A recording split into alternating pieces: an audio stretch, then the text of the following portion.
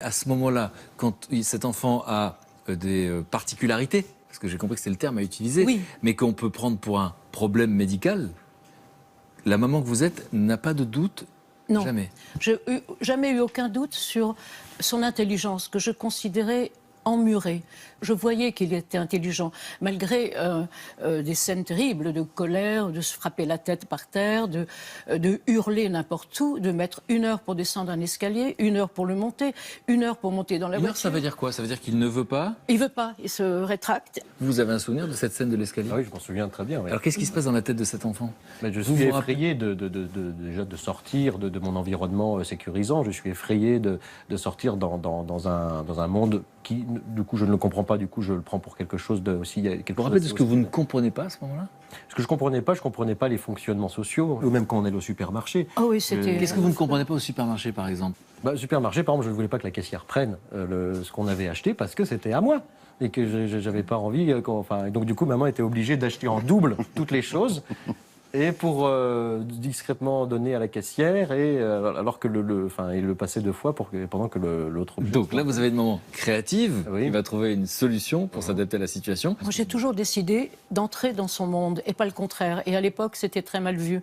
Il y avait là une chape avec Bettelheim, Bruno Bettelheim, qui a écrit La forteresse vide.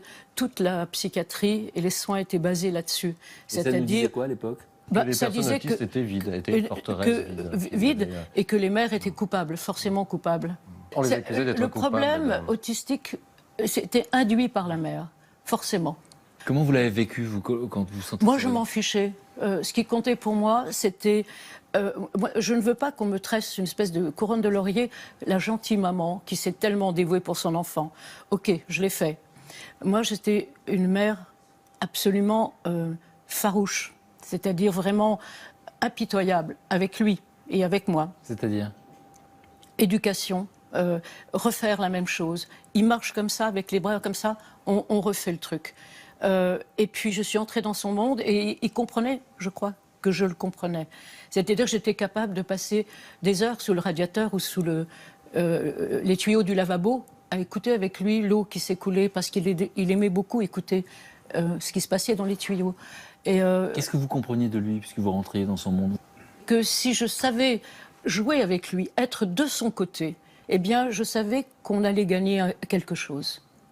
Est-ce que vous pouvez me donner d'autres exemples, Hugo, de ce que vous preniez pour des agressions? Oui, ou alors des incompréhensions. Par exemple, c'est vrai, je ne sais pas si tu te souviens, j'avais tapé une petite fille dans un bac à sable parce qu'elle avait le même seau et la même pelle que moi. Oui, et c'était inconcevable que quelqu'un ait les mêmes objets que moi. D'accord. Mais c'est important de donner ces exemples parce que sinon, c'est tellement lumineux ce que vous faites aujourd'hui, ce que vous avez transformé, le message que vous passez, que j'ai besoin de comprendre qu'on parle bien du même autisme, celui que j'ai vu dans les reportages, quoi. Voilà, c'est ce même autisme, cet enfant qui va passer des heures à écouter les gouttes. Voilà, tourner des roues toute la journée. Ah oui, tourner des roues. Enfin, il a tellement tourné de roues que grâce à ça, j'ai pu écrire un autre livre. Parce qu'il restait... Il n'y avait pas de jeux vidéo, il n'y avait pas besoin à l'époque. Mais j'étais l'enfant rêvé pour un écrivain, parce que c'est vrai que maman avait besoin d'écrire, je ne me manifestais quasiment pas. Je l'asseyais et il tournait sa roue. Tournait ma roue. J'avais quelques heures tranquilles.